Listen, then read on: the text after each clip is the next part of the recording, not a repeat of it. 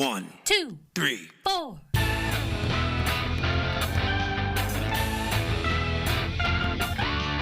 Monster movie. Fun time, go! Monster movie. Fun time, go.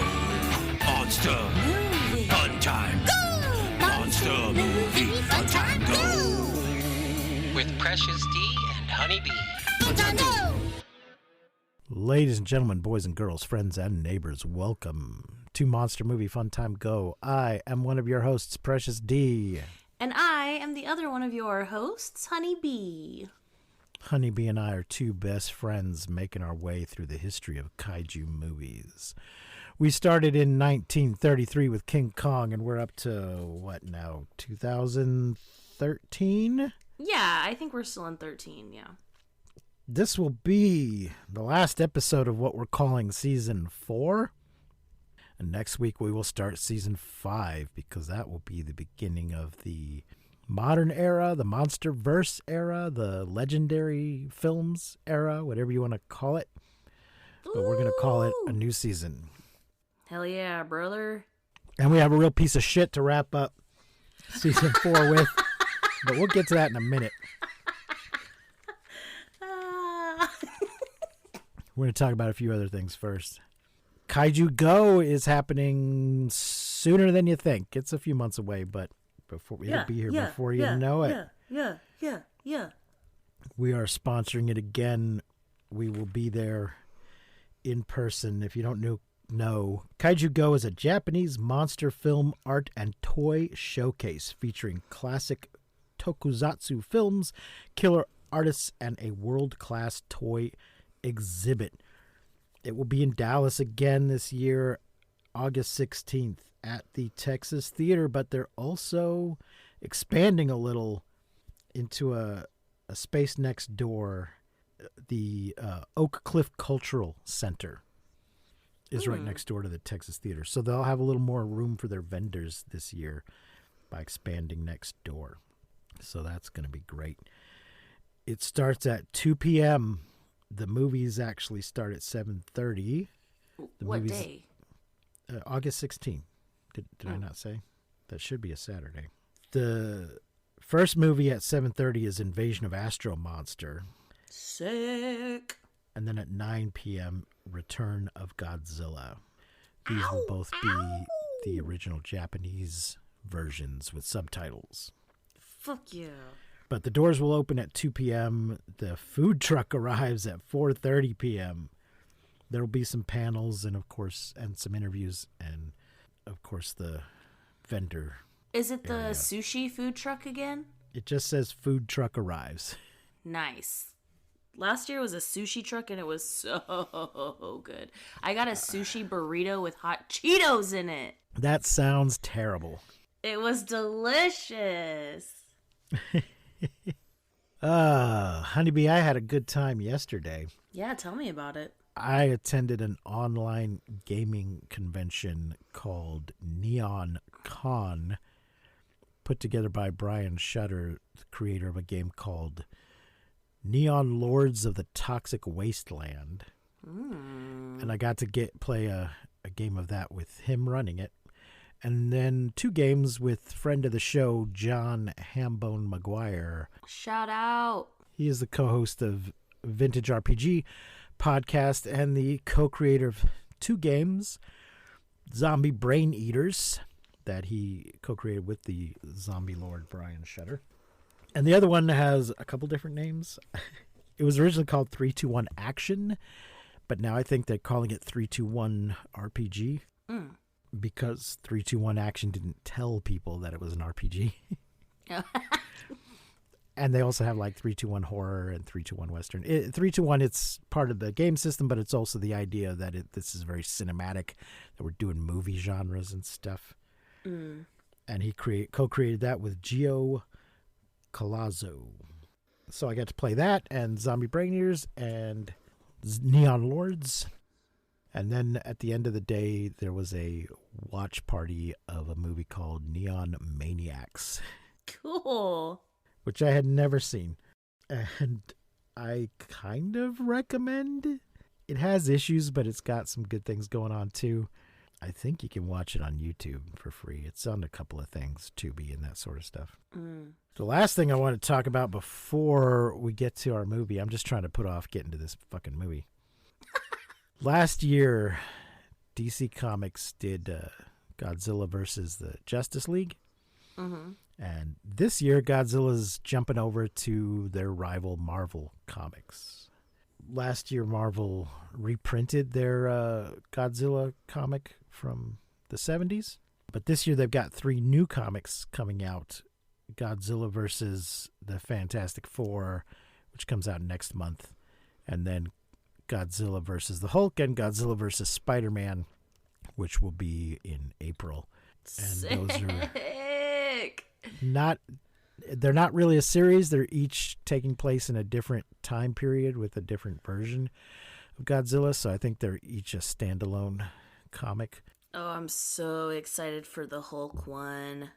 It looks like Hulk's fighting Shin Godzilla. So I pre-ordered the digital versions. I don't have room for any more physical comics. I do have, Honeybee and I both have the big fat hardback full color reprint of the original Marvel Godzilla comics, and we're gonna be reading through that and talking about them on our Patreon, which is at patreon.com/mmftg. So if you want to listen to those episodes at some point, we haven't started them yet, but we'll do that as soon as we can. And we're gonna have another Patreon request movie soon as well. So if you join the Patreon, you can request a movie. Request, not demand. We will not do Twilight unless we get 100 subscribers.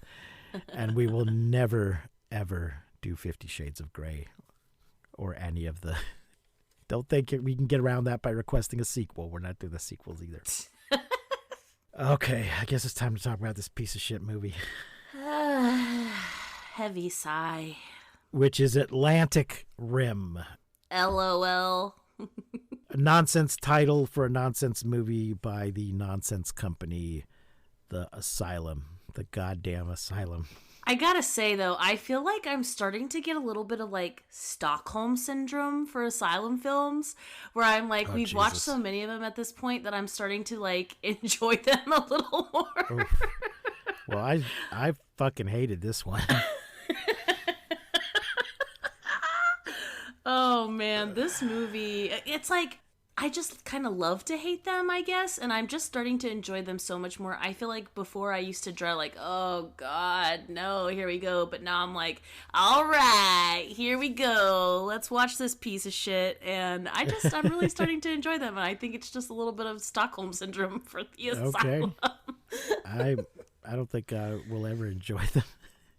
But maybe that's similar to, I have an enjoyment of Full Moon video productions that are often not good, but I enjoy them. But that might be partly nostalgia. It is, as we said, 2013, directed by Jared Cohn, who's done a number of things for the Asylum, I think. I don't care. Fuck him. It's 85 minutes in color in English. The budget is $500,000, and it shows. It was direct to DVD, and then of course shown on Sci-Fi Channel, I believe. So there's no box office. Of course, you can watch it on all of the things, the Tubi and all that kind of stuff. Jesus, it might also be on Peacock and stuff. The cast, as with all of these Asylum movies, there'll be maybe one person in it that you've heard of, sometimes two, but usually just one. And the person you may have heard of in this one is Graham Greene as Admiral Hadley.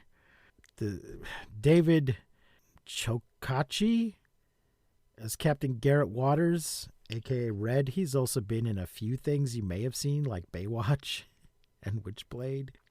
Treach, who's, I guess, a rapper and so-called actor. Oh. He was the lead rapper of Naughty by Nature, which is a group I have heard of. Couldn't tell you any of their songs, but I had heard of them. He plays Jim/Green, Jackie Moore as Tracy Hendricks/Blue, Nicole Alexandra Shipley as Stone, Jared Cohn, the director, as Spitfire. He was terrible. Is he the oh no wait, he's the pilot. Spitfire. Yeah, the airplane okay, pilot. Gotcha. He was just bad. Jinhee Evans as Dr. Quinn Baker, Stephen Marlowe as Sheldon Snake, Giese, Nicole Dixon as Dr. Margaret Adams, Demetrius Steer as Lieutenant Wexler, Larry Gamble Jr. as Smith, William Shannon Williams as Captain Dagger. His name is William Dagger? Williams. Yes.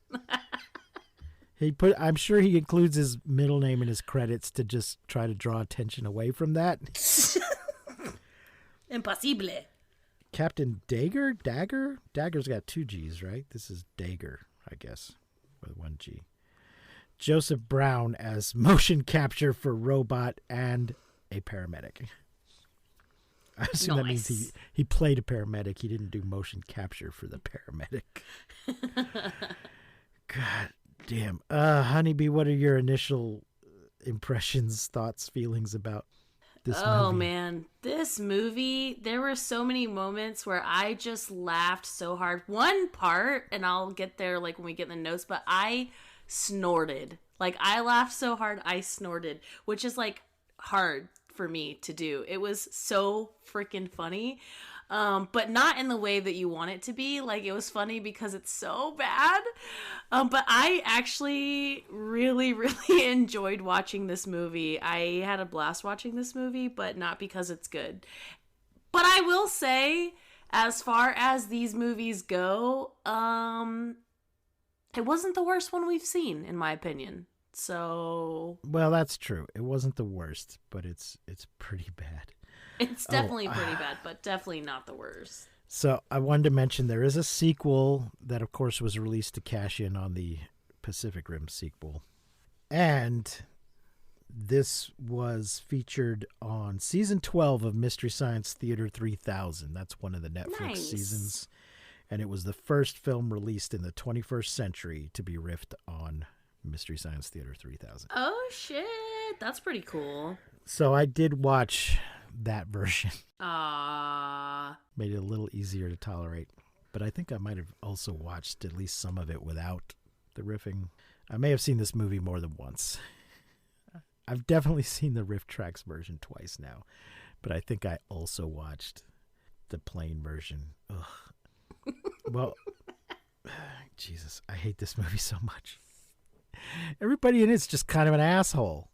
Just nonstop assholes. Yeah. I don't want to offend anybody, but yeah. they are. Well, okay. No, I was about to say that maybe Green is not an asshole, but he is in a way an asshole. Yeah, he is. He is. He doesn't act like an asshole, but he does cheat on he and his best friend's girlfriend. God damn it. Okay, jumping right into this love triangle here. Yeah. Is it, or is it a lust triangle?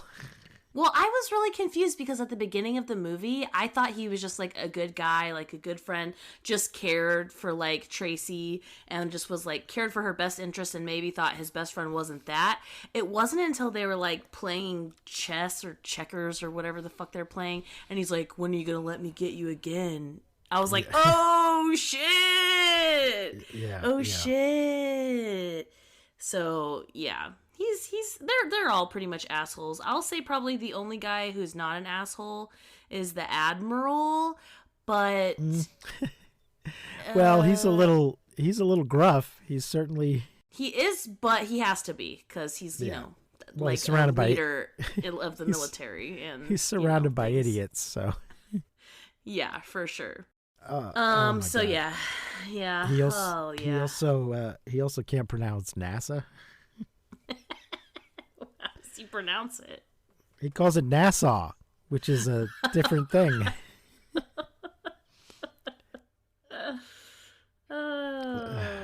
NASA is a place, not a government organization. Let's get into this goddamn plot. This is from Wikipedia. Thank you, Wikipedia. Following the mysterious disappearance of an oil rig and a reconnaissance mini-sub in the Gulf of Mexico, Gulf of Mexico, as it is known internationally for 400 years, scientist Dr. Margaret Adams initiates the Armada program, which consists of giant robots designed for deep-sea rescue. Gasp. But she works for NASA or Nassau. So why is NASA? There is a government agency called NOAA, I believe, that would be more appropriate to be heading up this deep sea rescue program.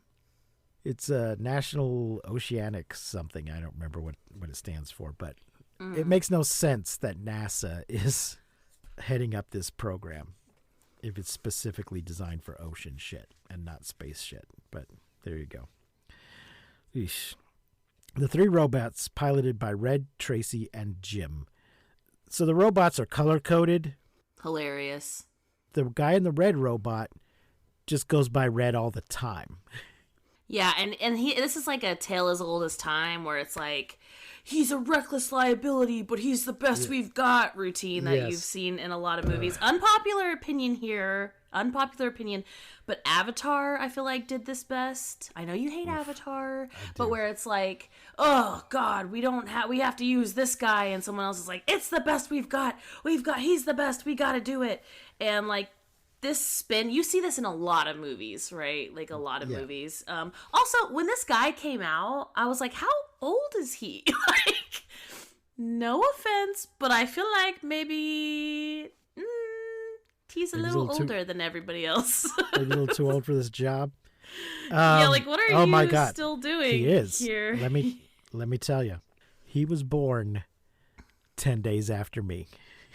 10 days what? After me.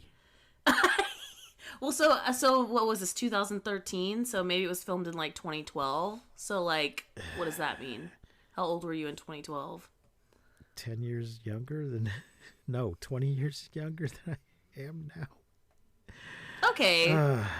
For some reason, I thought he was a little older than that. I think he just looks. Maybe it's because he's just a party animal, and it just aged him a little bit. 44. He was 44. Okay, all right. And I guess I was 44. In 2012, we were both 44. We are not 44 anymore. Not spring chickens anymore. Yeah. Anyway. But he's like, the party guy who's like reckless, but he's the best or whatever. Before when we get this like whole spiel and it like shoots to him and Tracy, or Blue, or whatever you want to call her, there's this part where there's like these stoners in the alley and the guy's on the phone, and he's like, not the swag though, some of that Cali Kush, and that made me laugh so hard because in like, okay, swag, like no one even knows what that is anymore. Like doesn't even exist anymore in this day and age, which is so funny to me. Because, like, swag is, like, dirt weed. It's not hydro, which is, like, what everybody knows now. And before you could get hydro, you could only get swag, which is, like, dirt weed. It's just, like, grown. It's just dirt. No hydroponics ever to be seen. And it made me laugh so hard. I'm like, the kids today will not understand how gold this moment is. You can't understand, because you could get like a $5 sack of weed. I got 5 on it. That does not exist anymore. That is not a thing. So this moment made my little stoner heart so happy. I was laughing so hard, like, not the swag. Give me some of that Cali Kush. Like, oh my God. I laughed so hard. Now, is swag a specific strain, or is it just any kind of No, it's not a strain. Yeah, It's not a strain at all. In fact, I mean, if there was someone who was like, oh, this swag is this strain, you'd probably laugh in their fucking face. So it just means that it was grown traditionally in the dirt. It's garbage. It has seeds and stems Yeah. that you have to like pick through to like get to the actual weed, which you don't have to do these days. You can just walk into a store like it's an Apple store and just buy a bag of like great weed that has none of that. Like, I won't go into it now, but I remember I'll tell you about it later. But a stand-up comedian had a bit about that. oh, nice. I remember from years ago how there's not stems and seeds anymore. So so you're telling me everybody's growing it hydroponically now? Yeah. There's There's no dirt weed anymore. That doesn't happen. Wow. See, because it's my understanding that you used hydroponics so you could, grow it in secret in your house or whatever, where it wouldn't be spotted by the authorities. But now that it's semi-legal, I would have thought people would move out of the hydroponic closet and back onto the ground. No, because the weed is It's just better. hydro is so much better. It's a cleaner high. You can get all of these different strains. You can like marry two weeds together and get something like beautiful out of it. You can't do that with swag. So this sounds like you plant the seed in the dirt. You just hope something good happens. So it sounds like as a side effect of having had to hide it away, they discovered that this is better. After all, we'll just keep doing this. Well, somebody, at least in the movies, is growing it in big old fields. I don't know. Because you see that in movies, Mm-hmm. Anyway, this is not my problem. The three robots. Oh, yeah. So they're when they're like, call our we got to get our expert robot jocks in here. And the camera's like, are they any good? And like, oh yeah, they're the best. And then we cut to them half drunk at the Mardi Gras parade. Yeah. Where Red seems to think he's part of the parade because he's out in the street instead of on the sidewalk. But then they go down an alley for some reason where he bumps into this weed customer who's on the phone. And a fight breaks out. They're, Hilarious. just so we can see that he's a good badass, fighter, yeah. I guess. Yeah, it's so or stupid. We can see that he's an asshole. Because let me tell you something. No guy who's like buying a sack of weed wants to fight you. Like I'm telling you, we are Right. peaceful people. but this guy and his friend both want to fight the man who's walking down the street in his military uniform. He's in his fatigues, I believe. Yeah. So they decide to pick a fight with this guy instead of just saying, "Excuse me, I'm sorry. Didn't mean to bump into you. I wasn't looking." There has to be a fight. This brings me to if you guys want to watch this movie, don't recommend, but if you want to like make a game out of it, we're going to make a little drinking game here. Every time Red says bitch, take a shot. Double shot for the word pussy. By the end of this movie, you will be trashed. But also, someone who is not on duty but on call and walking around in their uniform should not be getting into fights with civilians. It just shows us what an asshole that he is, as well. From the beginning. It doesn't show him that he's a badass. It shows that he's a fucking idiot. Anyway, he and Tracy beat up these stoners, and then they dive nearly 800 fathoms to the seabed, and Jim as well, where they not only discover the mangled remains of the oil rig, but encounter the monster that brought it down. And, of course, disobey orders. Red pursues the monster against orders from Admiral Hadley, prompting Hadley to order every naval fleet on the East Coast to converge on the oil rig site. You know how long that's going to take? Red emerges. Also, when they show the like suits, like the mecha suits for the first time, like all I could hear was like "Go go Power Rangers!" Like it is very like a Power Ranger scene where they like pan out from like them looking out the little like window in the suit type shit. Yeah. So funny. And then of course another way that we get that Red is an asshole. He's like, Tracy, you ready to get wet? Before they dive. I'm like, oh god. Oh god. I meant to mention though, at the beginning of the movie, I don't know if you've noticed this, Honeybee. The movie starts with like some stock footage of a helicopter shot over the ocean. Mm-hmm. The Asylum fucking loves to start their movies this way. It's not always the same shot. It might be an island, it might be a beach, or it might just be the open ocean, but they love to start their movies with just a water shot. Sometimes it's over a swamp or river, but it's always a helicopter shot of the oceanscape, the waterscape. And then it says, the Asylum. And I just, it just seemed, I don't know if they've done this on purpose, but it has become a style thing for them that as soon as the movie starts, you're like, oh no, this is an Asylum movie, isn't it? That is so funny and true. I definitely can think back. And even at the beginning of the movie when it's like showing that ocean shot, I was like, oh man, this is reminding me of something else already. And I don't know what it was, but I bet you it was just another opening of an Asylum film now that you're saying this. It reminds me of the Ink Spots. Although I love the what? Ink Spots. The Ink Spots is an old musical group. Oh, okay. From like the 1940s. They performed for years. But almost every single Ink Spots song begins with a guitar, I believe, going dum da dum da dum da dum da dum da dum da dum dum. It might be in a different key, but it's always that same little doom da doom.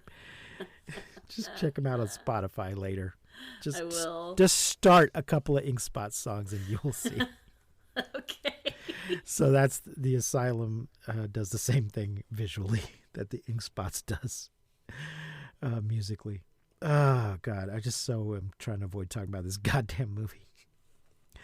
The thing is, Red disobeys orders, but Tracy disobeyed orders first. Yeah, and I don't understand why. Like, why did she... I don't get it. And then, like, as they're falling down to the, like, depths of the ocean floor, her suit kind of malfunctions, and it's, like, shut down, right? So she's, like, suffocating, and it's getting hot in there, and they're like, get her back up, and it's like, And then when she disobeys orders, they're like, shut her down! And I'm like, but wait, doesn't that suffocate her? And, like, wait, what? What do you mean? And they, like, turn her robot off, and then all of a sudden, it's not suffocating her, and like, I was like, okay, that's great. I guess they can just shut off the movement without shutting off the life support.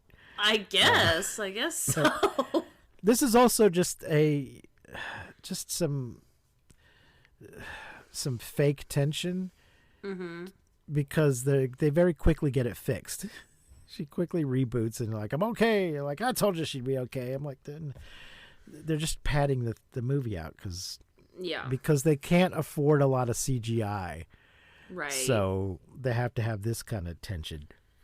Yeah, I will say that it's kind of like low budget brilliance, in my opinion, to put these people in a room and just like make them act in like a room with a different light, like so that we like, oh, they're in a different robot, but it's just literally like them sitting in a square room with like fake controls and shit, obviously fake controls and shit in the back with this like green light or blue light or red light, and they're just like acting by themselves in this room, and I'm like, this is kind of smart in a very low budget kind of way. I didn't even think about that, but they are probably each on the exact same set. Oh yeah. And they just changed the light. They just changed the light.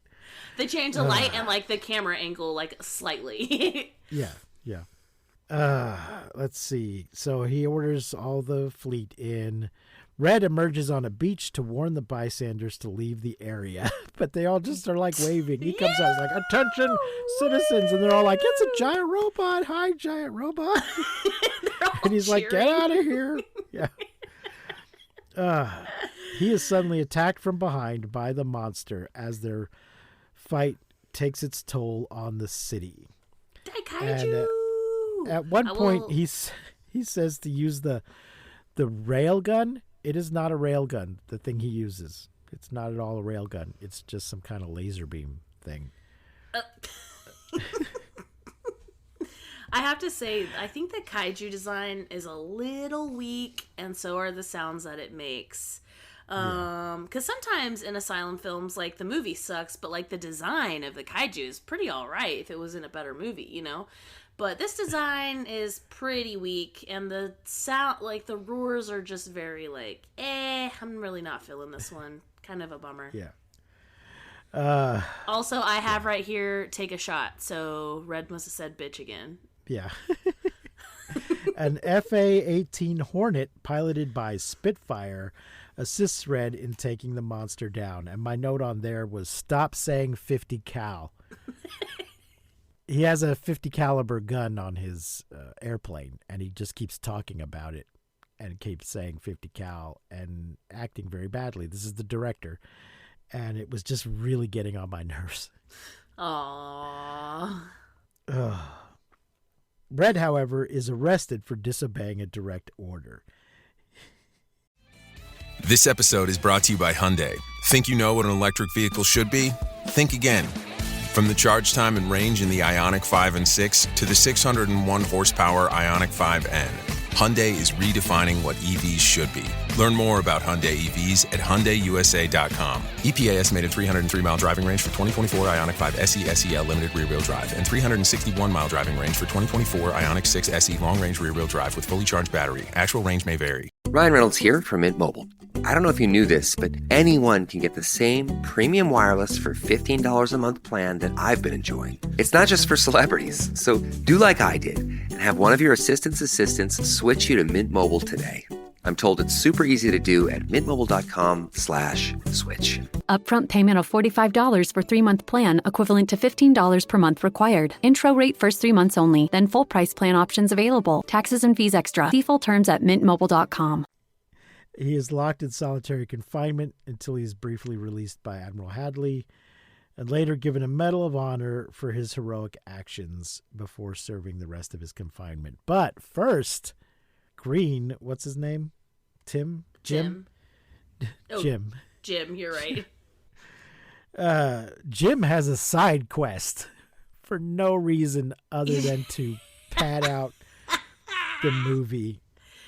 My favorite part about this, like him saving this child from a burning building, is when he brings the child back to the dad, who, by the way, is probably the best actor in the whole movie. But he, like, brings the child back to the dad, and then he's like, this is my goddaughter now. You better take care of her. I'm like, bitch, that's her dad. Like, That why is are not- you, like, yeah. that's not how that works. Yeah, not at all.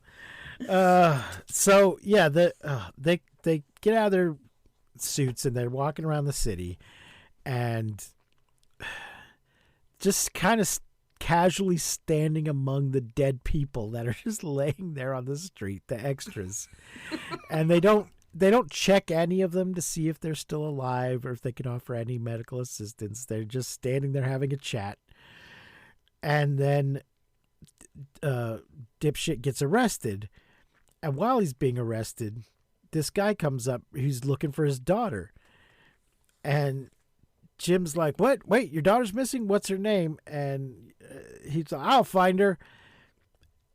And then for some reason decides to go look in a burning building, which is a bar.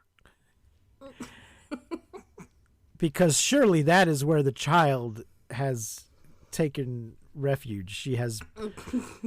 She was on the street with her father, a monster attacked, and she must have ran inside a bar that is on fire and gone up to the second floor. Like you do.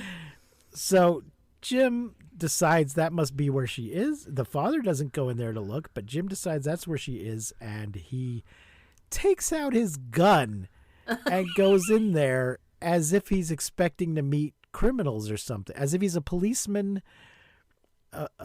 entering a building where the criminals are known to be. That's the whole vibe he's giving off, and the attitude he's, the way he's holding his gun and everything. And I'm like, that's not what's happening here. What the fuck are you doing? And everybody is in there is dead except the girl who's huddled behind the bar in a corner, and he has to talk into, rather than just grabbing her, saying, the building's on fire, let's go, and just grabbing her. And she's really not that small. She should have been able to figure this shit out. Yeah. He has to, convince her he's a good guy and talk her into coming with him and tell her that he's a superhero and his superhero robot's outside. And this is just pointless padding that doesn't fit the theme of the movie or anything, but I think it's partly to try and convince us that Jim is a good guy, because later on in the movie he's doing some, help with Good guy shit. helping victims. Yeah, he's doing good guy shit, helping victims while Red's off at the party. Yeah, But- and by the but way, none of it this comes is to only anything. 40 minutes into the movie. Like, this is only 40 minutes in. We still have, this is halfway, and I'm like, oh my god, what are we doing here? Can we hurry this along, please? Yeah. And then, So- but right before Red goes to the party, though, we can really tell that he's not in the military and has no military experience with his goddamn salute. Jesus, it's bad. I didn't It's notice. so bad. I literally almost spit my drink out. I was like, what is he doing? Like, has he never seen anyone salute before? Like, what is he doing? It's You not not. watched movies? Oh my gosh, it was so bad. He has to go to some sort of reception to get a medal and be told by all the politicians that he's a hero, but then come back and go to jail. And Jim goes to do some, distributing food and things and helping victims of the attack, while Red and Tracy are at a party in a dress and a tuxedo and dancing. And they're at one point he's like, we'll just stay here for a few minutes and then we'll go help Jim with what he's doing. But then they don't. Well, because she And Red- says like, I'm gonna go check on Jim, and he's like, gets pissy about it, and he gets like weird about it, and she's like, Jim's a good guy, and he's like, Jim's the yin to my yang, that's my brother from another mother, la di da da di da di da di da. But he like acts really weird about it, and it's just like really gross. Yeah. And then this song comes on, he's like, this is our song. She's like, we don't have a song. He's like, this is our song, and they start dancing and Like just we forget do that now. Jim exists. Like, Yeah. fuck Jim. Like, I So don't I'm know. wondering if he maybe subconsciously suspects what's going on, that there's something going on with Jim, or is just afraid there might be something going on between them. But at the same time, he's my brother from another mother. But we also get the story right about now of, another tale as old as time, where there are hundreds of millions of years old because we took samples and they're laying these eggs in crude oil. And of course, the laying eggs thing, we get it a lot. Mothra does it best, obviously. But there's like eggs, so there's like babies somewhere, and the eggs are gonna hatch, and blah blah blah blah. And of course it does. That reminds me, when you mentioned Mothra, there's a new Mothra comic coming out soon. Mothra, Queen in of the Monsters. March. Yeah, it comes out in Yeah. March. Are you going to get that? Yeah. I was just curious. IDW is always putting out new Godzilla and Godzilla-related comics, so it's a little hard to keep up these days. All right, let's see. Moving on.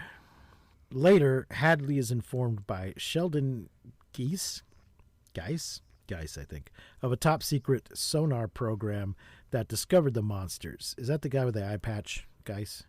I Which don't are- know. I think so.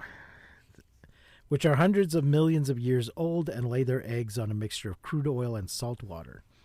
2 eggs have been discovered, one of which hatched into the monster that Red and Spitfire killed. Hadley, hey, where was Spitfire? He should have got a medal. He was the one that actually finished off the monster. Yeah, him and that 50 cal, baby. That's right. Hadley orders a search for the other egg, but is too late as it has already hatched, with the second monster much bigger than the first, feeding on the corpse of the first monster and destroying a whole naval fleet before wreaking havoc on the city. As the monster attacks the naval base, Tracy and Jim scramble to spring Red out of solitary before they are picked up by Lieutenant Wexler. But first, we have the moment. We have the moment where they're like playing, I think it's checkers or maybe it's chess. I don't know. It's been a minute since I watched the movie, but it's like they're playing this game and like something he says like oh, she's like, "Oh, I played myself." And he's like, "You're known for playing yourself." And she's like, "Oh, you got me." And he's like, "So when are you going to let me get you again?" And I was like, "Oh my lord. I thought they were just friends until this very moment." And then I'm like, "Oh, no, they're actually fucking too." Yeah, well, at least once. I think they got drunk and did it once. And she, regrets it and doesn't want to do it again because she's with Red. But Jim would like to do it again. Seems unconcerned that this will destroy his friendship with Red. Although, apparently it won't. Yeah. Later. I guess we'll get to that when we get to it. So they try to... It's so weird. It's so lame. They're running around. So this movie was supposed to be filmed on some kind of military base, and then the military decided they didn't like how the movie was portraying the military. Oh.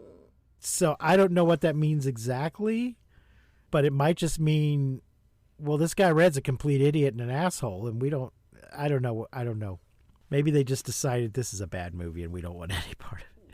Because the thing is, the military are the heroes of the movie, but they're also maybe a bunch of clowns. I don't know.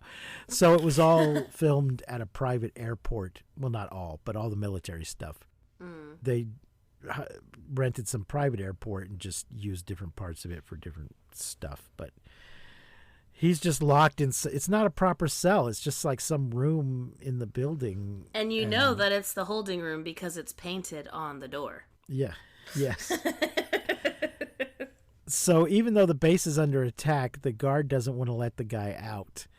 But the thing is, it's not like he's a homicidal maniac or something. If the base is under attack, he shouldn't be stuck locked in that room, regardless of whether he's going to get in a robot or not. They should be like, oh, we need to evacuate the base. We need everybody to get out. And the guy's just going to leave him locked in there. And then he runs off to go do some soldier shit. And they can't get in there. Yeah, well, he gets his karma when he gets smooshed. Yes, but they eventually convince him to come. They find the guy and like, you got to come unlock this door. And then he does get stepped on.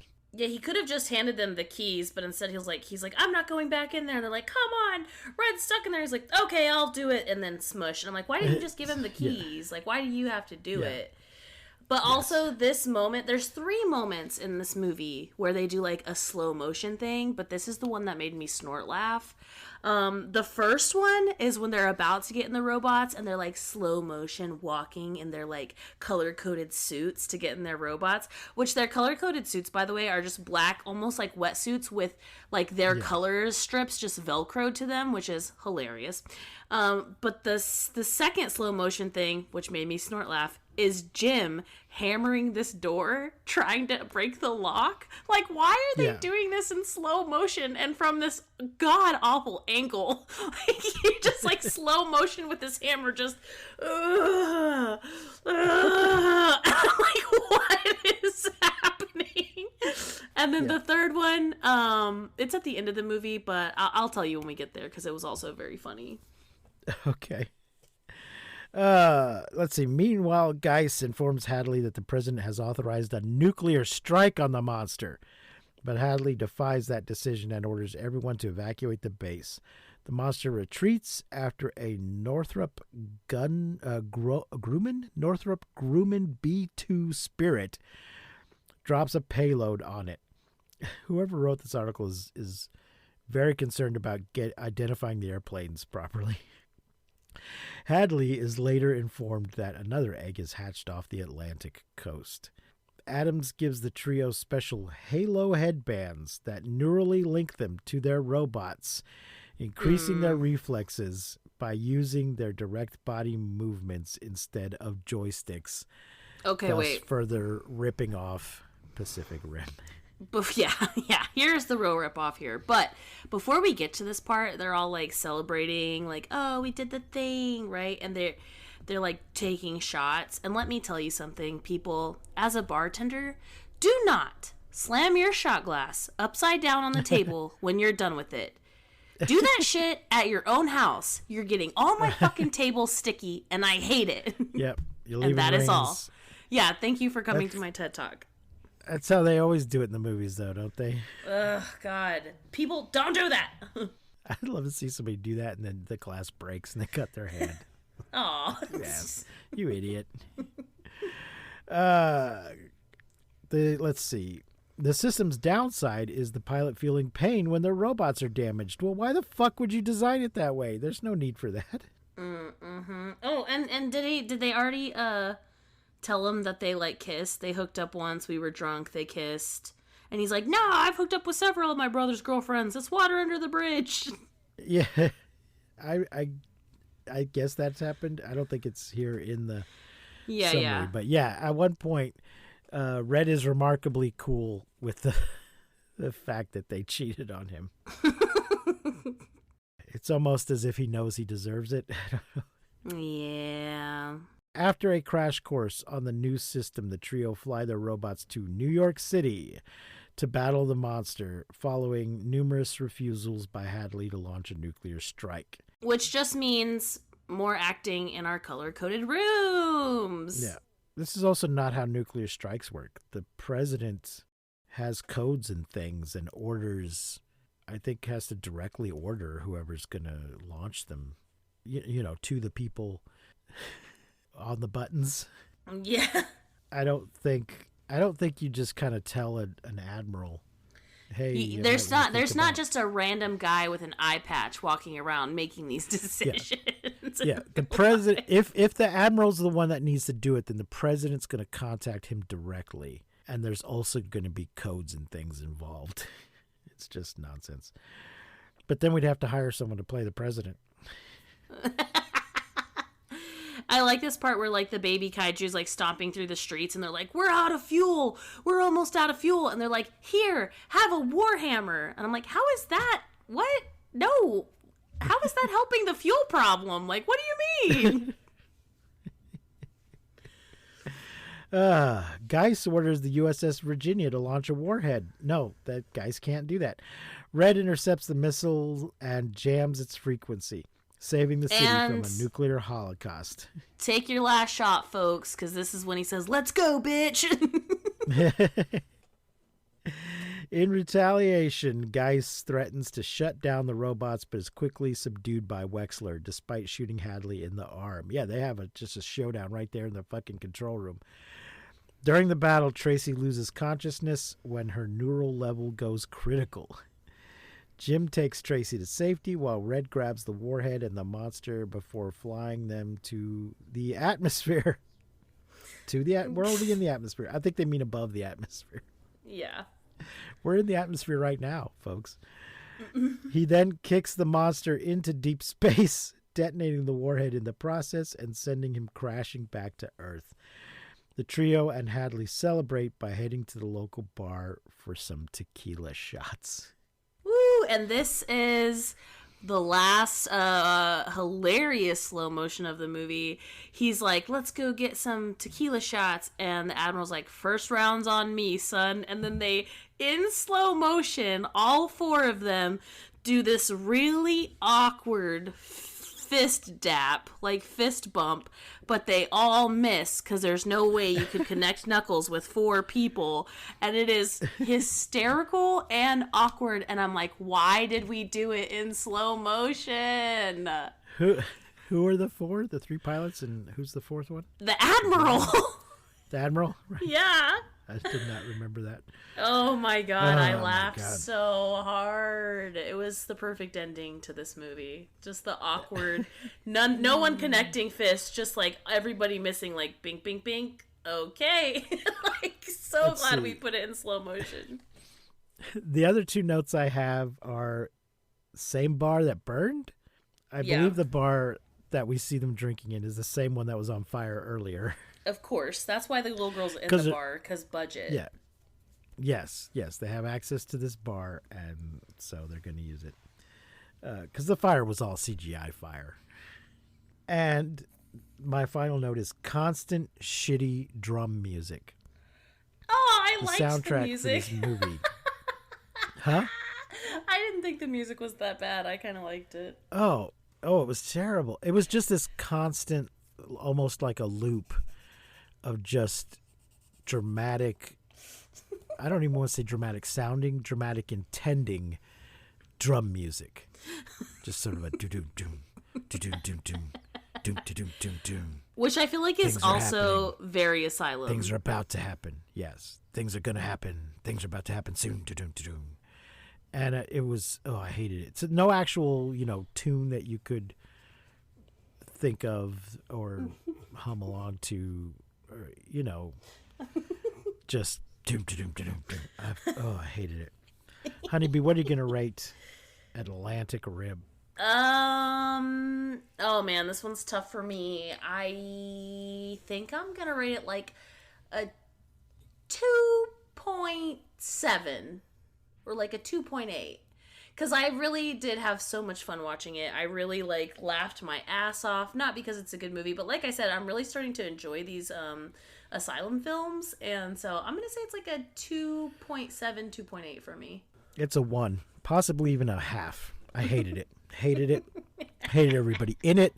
Angry at Graham Greene for not investing his paychecks better or something, so that he ended up having to be in this movie. Just,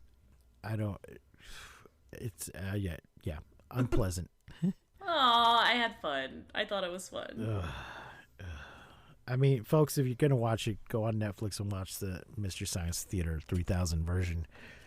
Much And more don't forget enjoyable. to bring your bottle of whiskey. 1 shot for bitch, 2 double shot for pussy.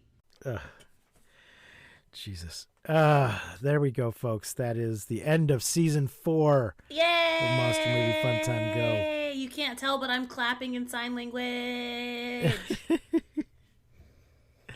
Next week it'll be Godzilla Woo! from 2014. Oh, Where I'm is- fucking excited. Let's just check real quick where that is streaming. It's that's weird. Check HBO, but right now it looks like it's not streaming for free. According to Google, you got to buy or rent it. But don't trust that. Go look on HBO, see if it's there, because there's a lot of Godzilla stuff on HBO right now. So I know it's been on there before. Or Max.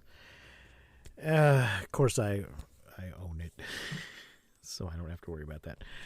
All right, that'll do it for today, folks. Thanks for joining us. Remember to like and subscribe, rate and review. Check out our Patreon. We'll be back again next week. Until then, I've been Precious D. And I've been Honey Bee. Remember to keep calm and take shelter in basements. And please, don't misuse science. We won't see you, but you will hear us next time on Monster Movie Fun Time Go. You've been listening to Monster Movie Fun Time Go. If you enjoyed the show, please consider rating and reviewing us on your podcasting platform of choice. You can leave us a message and find links to all our things at mmftg.com.